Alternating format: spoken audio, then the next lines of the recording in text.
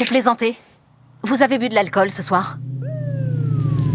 Attendez, il faut pas m'arrêter, sinon mon père me tuera. Bon, j'ai un éthylotest dans la voiture. On n'a qu'à commencer par là et on verra. Non, je soufflerai pas dans votre truc, je connais bien mes droits. Comme vous voulez. Dans ce cas, vous soufflerez au commissariat. Mais il me faut toujours votre permis. Ce jour-là, Chris a dénoncé le fils du maire adjoint pour conduite en état d'ivresse. Peu de temps après, elle a subi des représailles. Elle a reçu une convocation du tribunal. L'avocat de la partie adverse l'a menacée. Le procureur sera curieux de savoir ce qui est arrivé au résultat.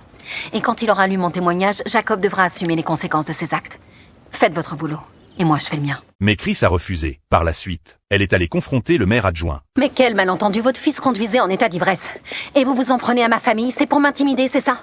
Celui-ci lui a répondu que son oncle avait transformé son garage, sans autorisation légale. Chris a alors compris qu'elle était dans une situation difficile. Sa famille était devenue la nouvelle cible du maire adjoint. Mais lorsqu'elle a repensé à son fils, qui avait conduit ivre à plusieurs reprises, tout en étant constamment protégé par son père, elle s'est sentie révoltée. Vous vous fichez de moi? Pas du tout.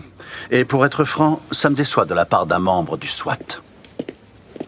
C'est alors que Lynch a trouvé un plan, sous prétexte que Chris voulait présenter ses excuses. Elle a attiré le maire adjoint dans une salle d'interrogatoire. Chris a fait sa petite enquête. Elle a découvert 3 autres cas où on l'a arrêté pour conduite en état d'ivresse et où vous avez fait disparaître toutes les accusations. Vous l'aidez pas en faisant ça. Lorsqu'il a compris qu'il avait été piégé, il est entré dans une colère noire. Donc, vous avez enregistré ce que je viens de dire, sans penser à me demander mon accord. Et c'est moi qui n'y connais rien. Sans mon consentement, rien de ce que j'ai dit n'est recevable. Non, pas devant un juge. Mais j'ai quelques très bons amis dans la presse et je vous garantis que ce sera pas un problème pour eux.